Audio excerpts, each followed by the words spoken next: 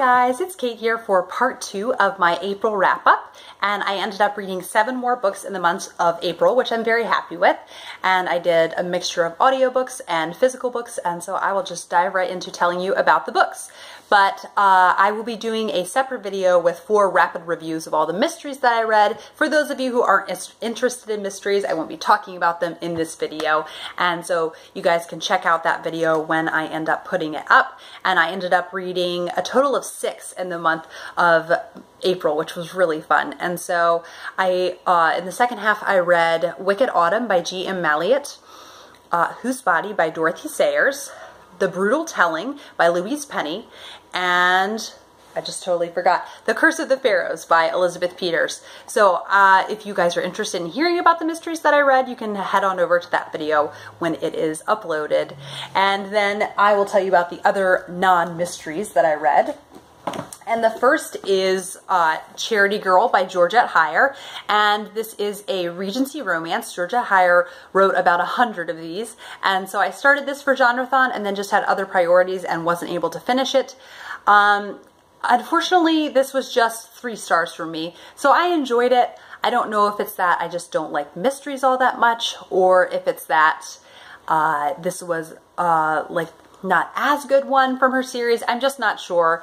It is about a girl called Charity Girl, but she goes by Cherry. Her full name is Charity, and she runs away from a house that she's really unhappy in, and Lord Desford sees her run away, and he had met her at a ball the previous evening, and he kind of takes her under her wing and tries to find a home for her. And of course there's lots of scandal with this single man traveling with a single woman, and so it was fun, and it was light, and it was cute, but it didn't blow me away. But I'd say if you want to try out some romance, this would be a good one. And if you like romance, then maybe you would like this more than me. I'd be more interested to hear from someone who really enjoys romance, how they like these. Then I also finished, and I'm very proud to say, Little Dorrite by Charles Dickens. Yay! So this still did not beat great expectations for me. I have yet to beat great expectations, but I'm hoping it will happen. And this, in case you don't know, is the story of little Dorrite, Amy Dorrite, who is raised in a Marshalsea prison, a debtor's prison, and comes to know the Clenham family. And it's just, it's hard to explain lots of Dickens plots because they're just so big and complicated and so many interweaving storylines. And so I think that's all I want to say from there.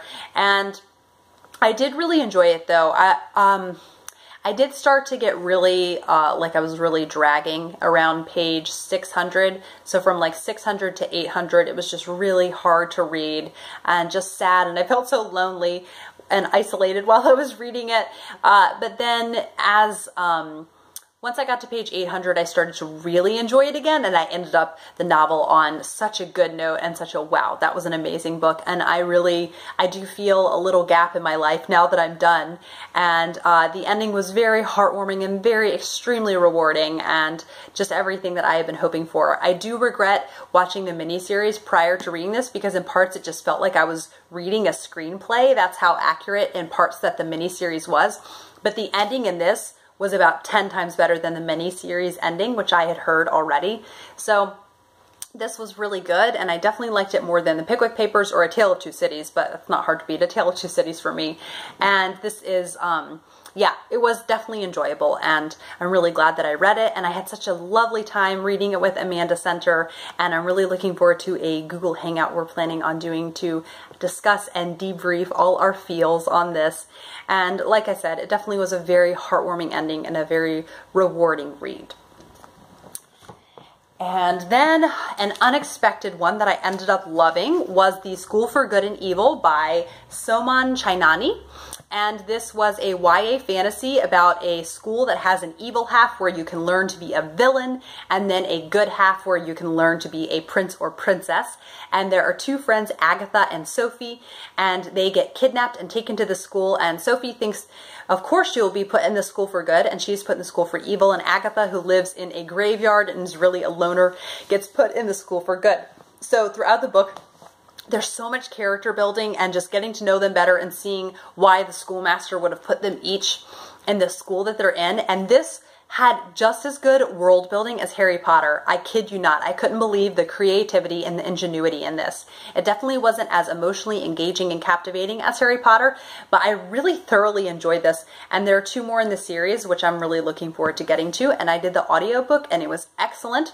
So I'm really looking forward to reading this, and it made me very happy because I kept bragging about it to my husband, and then I checked this out from the library and he read it in 2 days. So it's really fun to share that with him, and I know we'll both continue with the series.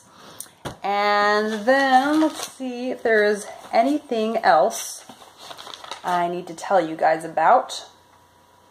Those are all of them. So I'll talk about my mysteries in another video. I hope you guys enjoyed that, and let me know any wonderful books that you read in the month of April, and I will see you for another video soon. Bye guys.